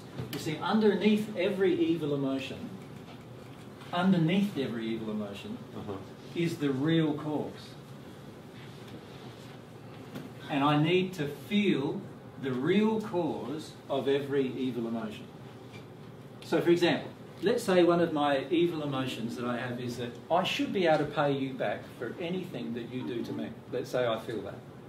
That I should be able to, if you attack me, I should be able to attack you back. Oh, okay. Let's say I believe that. Yeah. Right? Where does that evil emotion come from? It's got to come from You tell somewhere. me you got it, not me. Sorry? What was that? What was that? I said, you tell me you got it, not me. Well, I'd call that sarcasm, but anyway. And I was asking where you feel it's coming from. Like, if I have a feeling in me Yeah. that I want to attack you, Yeah. if you attack me, then that belief has to have entered me somewhere. You understand? Yeah. And it's entered me as an emotion because as soon as you attack me, I attack you back. You see little children doing this, right? Yeah. They're 3 years old. Little children hits one of the other. What does the other one do straight away?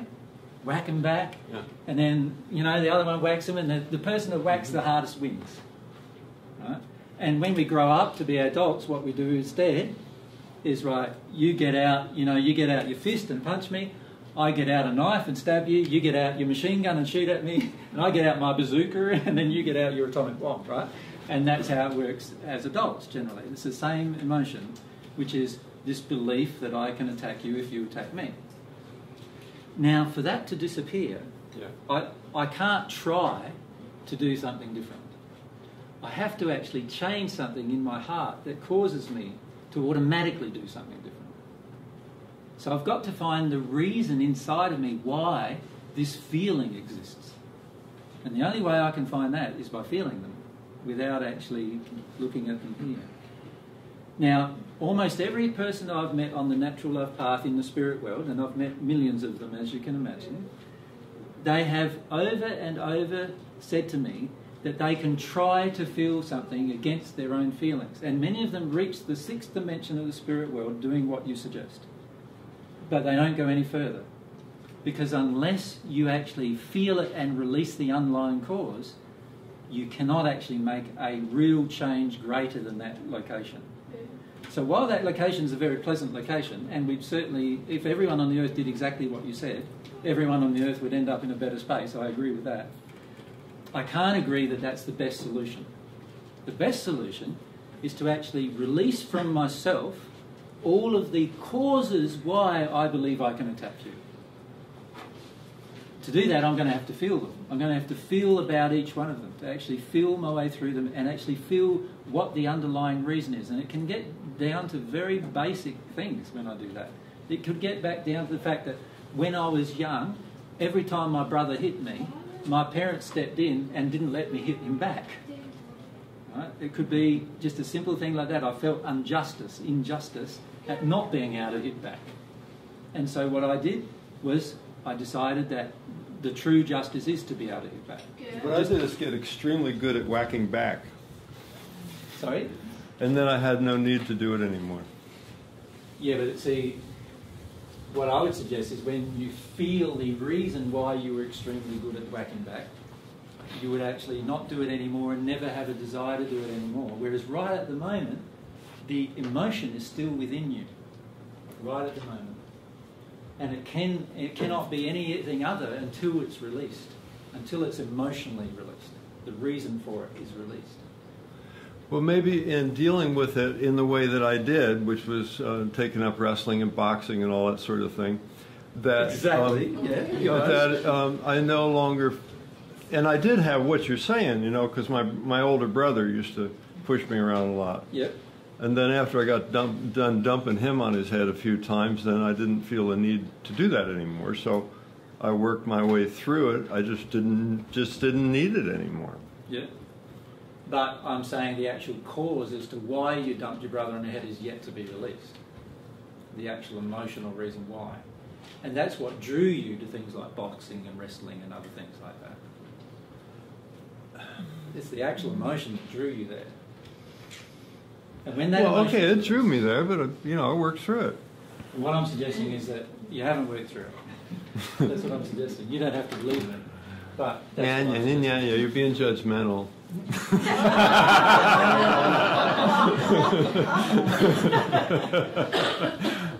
No, I'm actually telling you the truth. But you can feel I'm judgmental. That's sweet of you. Yeah. Yes. Just in listening to that discussion, one of the things that I investigated in after connecting with your video sessions in July was the threads of error in all of the natural love paths that, and one of the biggest things was the smoothing over of emotions. Yes, it is a greatly ineffective way. And what happens is it's smoothing over those emotions, and meditation is one of the biggest ones that's smoothing over emotions. Yep. And the whole idea of just being love, everything's love, it's like it's smoothing over and you're not, owning the real deep ones that began that whole string of things. I agree. And that is the piece that I can feel he's relating, because I can feel from you that place of that smoothing over the emotions. You know, love, if I just be love. But yet you can't be true love until it's like a feeling rising. Yeah. You know, all that stuff rising. Spot on. True love has to come from the heart, and the problem is it's coming through many unhealed emotions for many people. So while they are acting in a loving manner, the emotions coming from them aren't always loving. So coming from yourself quite frequently is a very strong demand that you're heard, for example. Right? This is one reason why you yell out in the middle of a group. No, I just get excited about the subject. I just really jazz, and you bring out a lot of excitement, and oh goody, this is really the stuff I like to get involved in. That you're heard about it. There's a demand, like there's other people who are totally excited, but they don't yell out. Oh, I know, but I just. So this, what I'm saying is there's this emotion. I like to honestly express myself. But I don't feel you're honestly expressing yourself. You're in an addiction to be heard, right? And the rest of the group feel it as an addiction. They feel it as an imposition upon them. Okay, I'll shut up. No, I'm not asking you to shut up. I'm asking you to look at the imposition. Does that make sense? I'm asking you to look at the imposition upon the rest of the group. Oh. Does that make sense? Because when you speak up like you do without there being or just automatically without there being a question asked or you being asked, then what happens is there's an imposition on the rest of the group that they actually listen to your voice in that moment, and they might not want to, and some of them I can feel don't want to actually. But the key is to feel the imposition. Right? Where does the imposition come from? And this is what I'm saying is we can try to be loving, but until we feel what the cause of that is, we can't be loving. It'll be an automatic action until we feel the cause. And when the cause goes away, we automatically are different. So in one of my groups in Sweden, this was illustrated. I'd like to formally apologize to you and to the rest of the group for my bubbling over too much. Oh, I don't feel you're bubbling. I like your bubbling over. The bubbling over is not the feeling that I'm talking about. Okay. I love that. That's beautiful in you. And so please don't change that. That's the enthusiasm, desire, and all those things that come out. There is this other thing of needing to be heard, needing to have your opinion heard by a group of people. That's the thing I'm speaking about. Does that make sense? And it's a different feeling that comes from you when you do that. When you're in your desire, it's a lovely feeling coming from you. It's a really passionate, childlike, and spontaneous feeling, and it's really quite lovely. When you're in the other place, it feels like an addiction. It feels like a demand being placed. And that's the one I'm speaking of. Does that make sense? Yeah. Love you. I'll sift it out. Yeah. So allow yourself, and this is a suggestion I have to everyone, is allow others to discover yourself through others and what they feel from you too. So what I've done a lot of my life is I've noticed other people's response to me, and I say, well, why do you respond like that to me? What is coming out of me that causes you to react the way you do towards myself? Like, what is it that you're feeling? And I've discovered a lot of things about myself by doing that, by asking other people what the response is and so forth. So anyway, getting back on the subject, if we can do that. So we were talking about telling the truth to ourselves and to others about ourselves. How does that make us more loving, and how does that stop evil?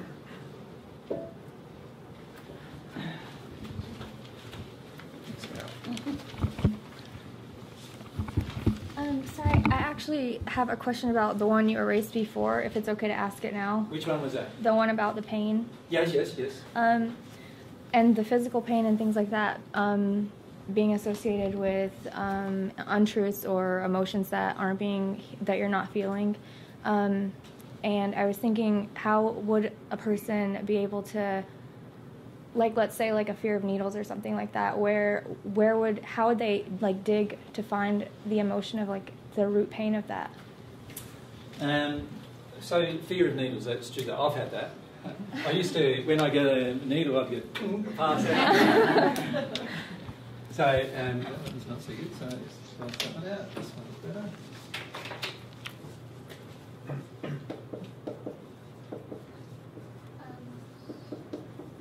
Let's put them all in one bracket, fears of physical pain. Okay. When I used to have a needle, if I give that as an example, I used to have, my tummy just went into this huge, sickening knot where I felt like I was almost going to vomit. And then shortly after that, if I didn't allow myself to feel that feeling, I'd pass out. Like I'd faint. You know, like, yeah, chunk. And then I'd wake up, you know, obviously a few minutes later, usually with a bump, and then obviously have some additional pains as a result of that. But what I found was that it was very much associated with my childhood. Now, when I say what I found was, I didn't find it by thinking about it.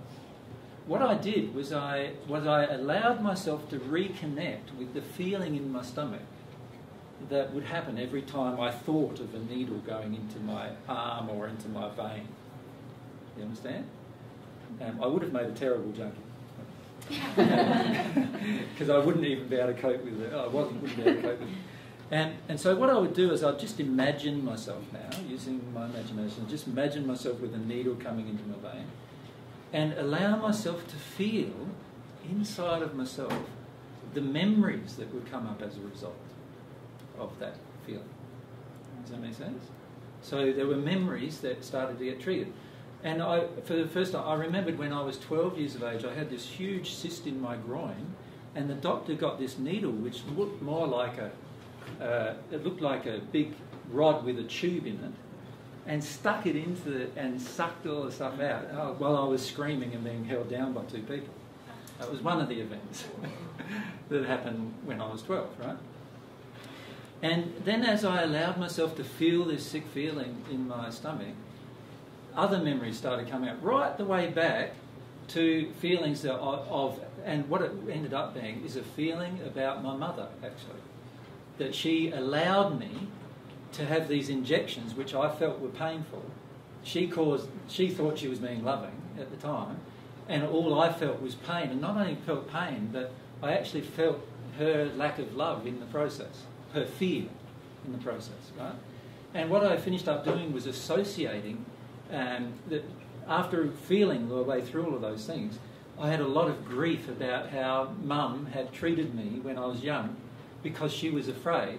She did a whole series of things to me and my body just because of her fear. Right? And once I release all of that, I can now watch, even on television or watch in real life, somebody opening somebody up and delving inside of the body and everything without keeling over, right? Before I couldn't even do that either. And so I found the linkage, if you like, to those particular things was through feeling the feeling first, and then going back in time. And I didn't try to go back in time, it just happened naturally as I felt each event, where my mother was involved in every one of those events, taking me to a doctor, sometimes for what she viewed as a preventative thing, and other times for what she viewed as a non-preventative thing. So, and I've been bitten by 2 dogs in my life. Both happened when I was under the age of 7. And so I also had tetanus injections and so forth for those. And then there was this whole series of events, all associated with needles and my mum's fear. There was a link between my mum's fear and the event. Every single time. Right?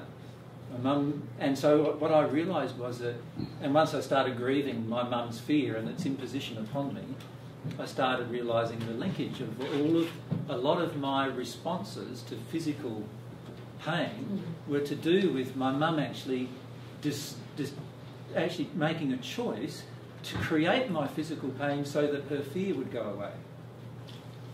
And a lot of our injections and inoculations and so forth are all about that. Yeah? And so once I released a lot of that, and I don't know if I've yet released them all, because even talking about it sometimes I get a bit of a twinge still in my stomach, so there's obviously some more things to do. Once I released a lot of that, I started having less fear of physical pain as a result. Does that make sense? Yeah, it does. Thanks. So the key is to go through the process rather than trying to skip over the process. Once you connect to the process, you remember all sorts of things you just shut down before then. Yeah. I have a question. Hi. If you're the mother in that situation and your 12-year-old child has this cyst that's becoming very painful and perhaps is life-threatening, and they don't understand that something, that there is something that can fix it, what is loving in that situation? What's your role in parenting? Well, firstly look at what's loving, and then we'll answer what would I do. Right? If the mother was actually loving and the father was actually loving, they'd realise that all disease in my child has an emotional cause within me.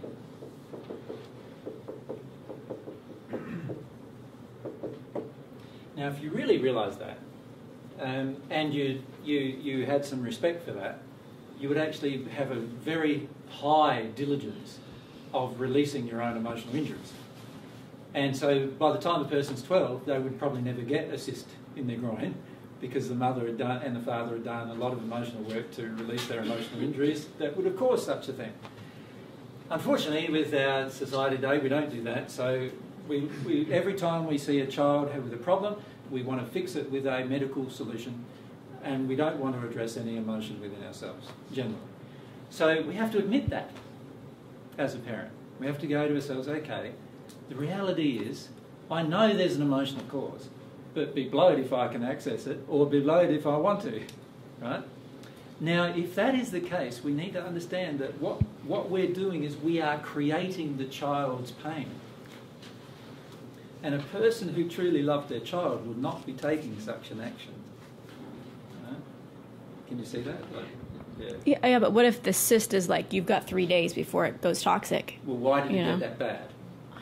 I know that's something that you got to ask, but in the next 3 days, you've got to either release the emotion or they're going to be dead. What's loving in that situation? So under those circumstances, I would definitely take some medical action, right? Where I can see, I wouldn't leave it even that long, generally. I wouldn't leave it till the child's in extreme agony before I took some medical action. But I would be saying to myself, my child's in extreme pain, or my child's going towards pain here, and it's because of my denial of something within me. And I would be definitely doing that as a part of the process.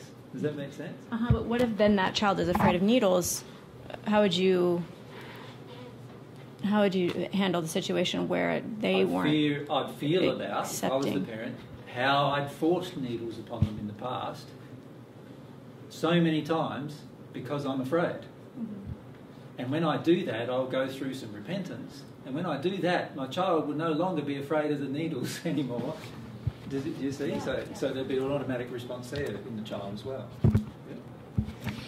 And babe, isn't the thing that causes the most distress for our children in situations where when they're unwell or whatever, is the lack of love coming from the parent? So the one thing I could do is to own my fear or release my fear when I'm with my sick child, so that they still feel a steady stream of love coming from me. When you become afraid for your child's welfare, your child is feeling less love from you, not more love. Do you get that? In fact, the fear in the parent is the primary cause of the withdrawal of love from children. Every single time as a parent you go into fear, it is the primary reason why your child does not feel loved by you. Every single time. And so if we understand this relationship between when I'm in fear, nobody around me can feel my love. But when Mary went into fear yesterday, did you feel loved by her anymore? No? You could see her fear, and she was in her fear. So eventually she connected to it and went into her body with it, and then you could start to feel some love again from her. But while she was acting upon the fear, you can't feel it. And it's exactly the same, and even more so with your children. Your children are far more sensitive to your fear than you are. So every single time you go into fear, they see it as a withdrawal of love. They feel it as a withdrawal of love. Does that make sense? And therefore, every single time you're afraid. So if you're sitting next to your child while he's getting an injection, your fear of the needle or your fear of his condition is having a bigger effect upon him or her than the needle. You understand? Yeah. And the child associates inside of themselves the needle with the fear, which creates the feeling of sickness and all those other feelings that I mentioned earlier. If my mum had sat with me, no fear, and I was getting a needle, I would not even worry about the needle at all, because I wouldn't feel the withdrawal of love. But when she's in fear, now I'm feeling the withdrawal of love associated with this event. Now there's a tie-up between the two events, the needle itself and the withdrawal of love, which automatically creates this feeling of sickness and so forth within. I have one more question. Sure. It's about this, but if it goes off topic, I'll ask it later. Yep. Do you ever have like a situation where, like, the grandmother has a disease and then it skips over one generation, and then the grandchild has like intergenerational diseases? What do you think about? Intergenerational diseases are meaning that are like skipping people. So are like, almost always the result of spirit overcloaking. okay. If I can illustrate, let's say grandma dies of cancer. And she has a grown daughter who then has a child, a daughter or a son as a child. If grandma becomes earthbound and connects to that child, the child will either get leukemia or adult cancer. Well, I'm saying more like I have one of my children has like ADD, and my mother has ADD. I don't have ADD, but some of my siblings have ADD, and so I'm thinking, how is that a part of my law of attraction? Can I make a strong comment about ADD? It is not a disease. Okay. It's all to do with spirit overcloak. Really? Yeah. It's all to do with how sensitive the person is to influence from spirits. It's not actually a disease at all. Schizophrenia, by the way, is not a disease either. Right? Manic depression is not a disease. None of these things are diseases. They're all the result of spirit interaction.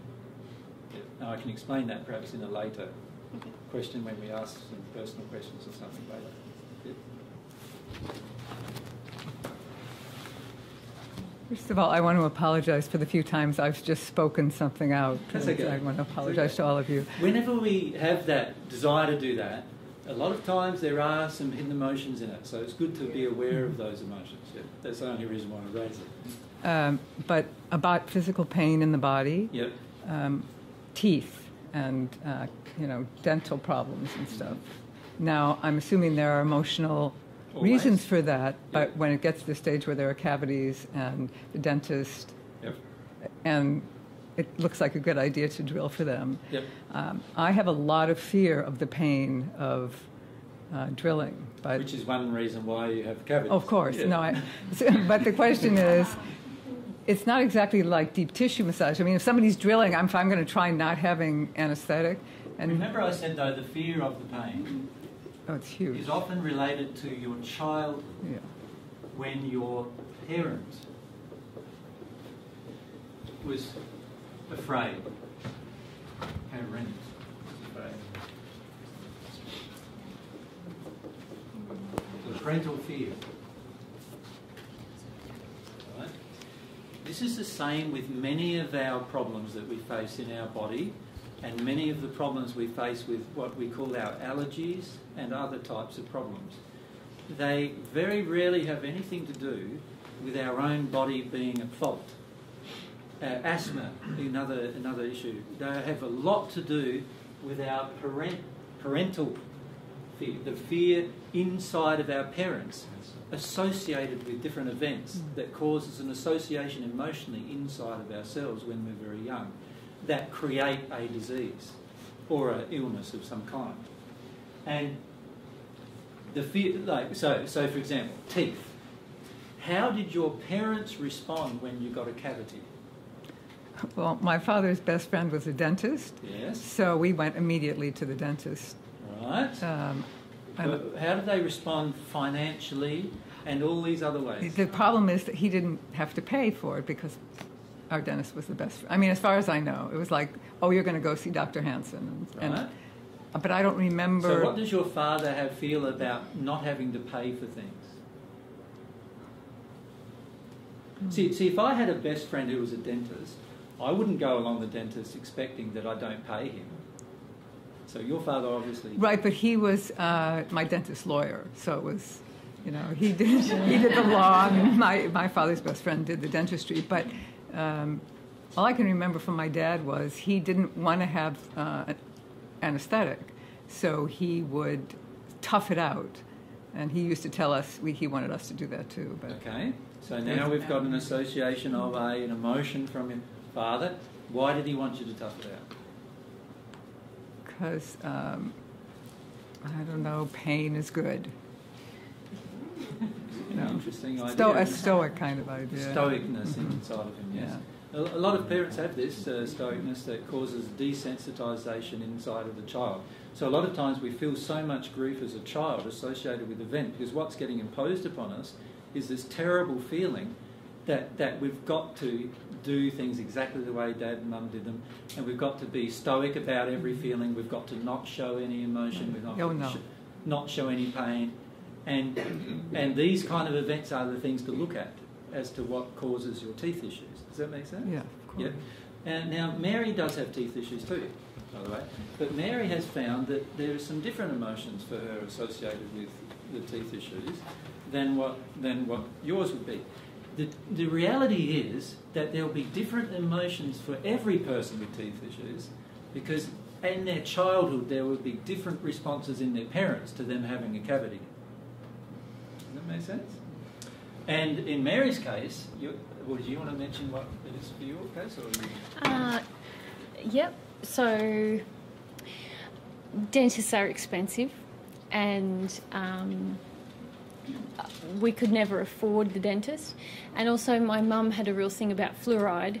And so she was almost angry at dentists because they use fluoride and it's a poison, and she's right, it is a poison, but she was very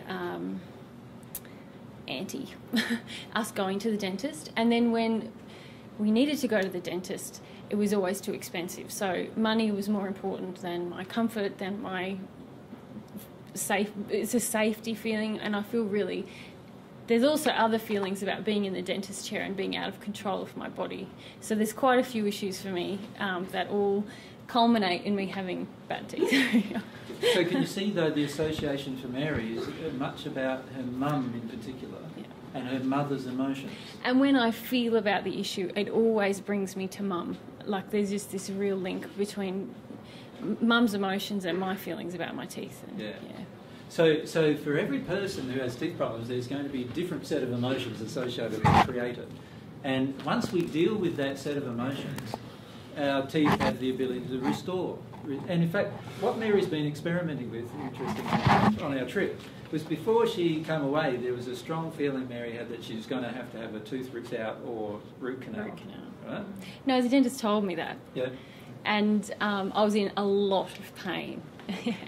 And it was a very pivotal decision in my life, actually, because to me, I'm quite stoic about pain in the rest of my body, but in my mouth, it's a drama.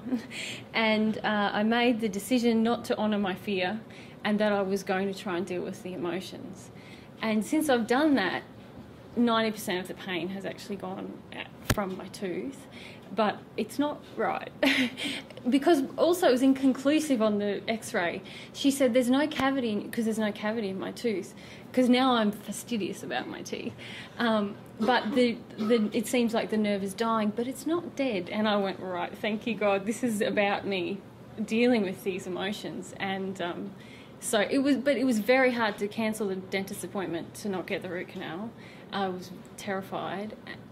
And so far, I mean, I've accessed some of those emotions that we were talking about, but I'm sure there's more. Yeah. So it's the same thing for me. My dentist said either take the tooth out or root canal. Which side of your body is it? Right side, on the lower dad side. So it's dad, your dad. So, Mine's on the left. so mom. So I hadn't thought of it in terms of doing the emotional work on it, and now I will. I've been just using Ayurveda to, herbs and stuff. But this is very good because now I can work on the emotions. Understand that when we cure the effect, when we try to deal with the effect, while we may get the release of pain, the emotion that created the pain is still within us. And we need to do, like I feel in most cases, we need to do both things. We need to nurse the effect and deal with the cause. Do you understand? And I feel the problem with most medicine is that it nurses the effect without addressing the cause. And the problem with that is that the cause will still be present within the human body and continue to create the effects that it creates as a result. If we can address the underlying cause, then we are not only automatically being more loving to ourselves, which is dealing with the emotion, but we are also being automatically more loving to everyone else around us because we're not needing people to provide things to soothe the effect. And unfortunately, there are huge industries at the moment created on the planet which are all about just soothing effects because we want to avoid causes. I gave a talk recently, it was only a few months ago now, wasn't it, about the law of cause and effect. And there is actually a law that God's created called the law of cause and effect. And the law basically states that if we do not address the cause, the effect will continue to be created and we'll have to make laws to address the effect. And in fact, this is why highly evolved Western societies, we think we're highly evolved, we have millions of laws. Many of you would not know how many laws you have in America. Is that not true? No. And the reason why we create all these laws is because we are so intent on trying to address the effect rather than addressing the cause. Once the law of love actually reigns supreme, you'll find we won't need any other law. You won't need a law saying what speed you should drive along the highway, because the law of love in the heart of the person will go, right, it's a bit dangerous today, I'm going to slow right down. Tomorrow there's no one on the road, it's Sunday morning, 4 o'clock, 5 o'clock Sunday morning, no one on the road for as far as the eye can see, and I don't feel like it's dangerous at all, nice and clear road and everything, I can speed up. The law of love would automatically govern my actions without there needing to be a law that addresses the effect. Also, if you examine a lot of mankind's laws, you'll find that a lot of the laws are for specific problems or people that are problems. Right?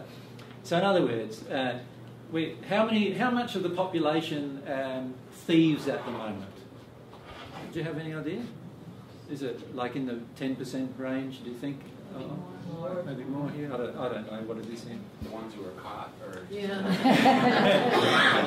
well, there's a difference there. But let's say it's the ones that are caught. Basically, all the laws about thieving are just made for those people. Can you see that? Because if all the other people are not thieving, then there's a higher likelihood they don't have the injury that causes them to be a thief, and therefore they don't need the law. Right? You only need the law if you actually do the thing that is negative or wrong. It's really, and this is the greatest gift I think that I ever got from anywhere, was you guys said, I'm sorry, no rules, mate, just do what's right. Yeah.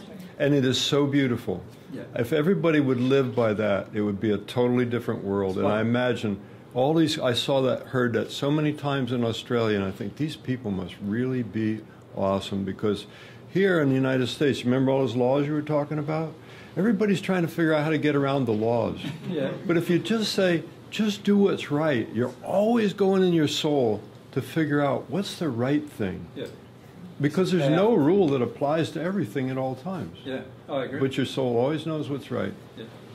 Yeah. And I feel that that's the main problem, is that what we're doing is we make a lot of laws to address the people who don't do what's right, And yet the majority of the population, in any population who's in a peaceful condition, generally wants to do what's right. And so really we're making a whole set of rules for all the people who just want to do what's wrong, rather than addressing why they want to do what's wrong. Right? So this is part of the problem that we face, and a lot of this stuff comes from our parents. And so the issue that you raised earlier about parents and the parents' emotions is very, very important, because a lot of times it is the suppression of emotion in the parent that creates these relationships between fear and pain. And once a relationship within us is created between those two things, fear and pain, we then take action based upon preventing pain or preventing fear. And every action we take trying to prevent pain or fear is always going to be unloving to ourselves or somebody else. That's how it generally works. Well, how are we going, Thomas? I've been talking 2 hours now. Yeah, no worries. It's probably time to have another break, and this time maybe have lunch, don't you think? Most of your tummies are rumbling there. And so what if we... what is the time now? 1:48. 1:45 already. So why don't we... We'll have to finish this discussion there, I feel, and I'll continue it somewhere in Australia probably, so you have to get the continuation somewhere else. Because what I'd love to be able to do after our lunch period is to address some of the personal issues and problems or different things you would like to personally raise, and have a bit more of a discussion with you about those particular things, if that's where you'd like to go. Is everyone okay with that? Yep. So shall we say return about 2:30? Does that give everyone enough time to have something to eat and do your thing? Yeah? No worries, let's do that.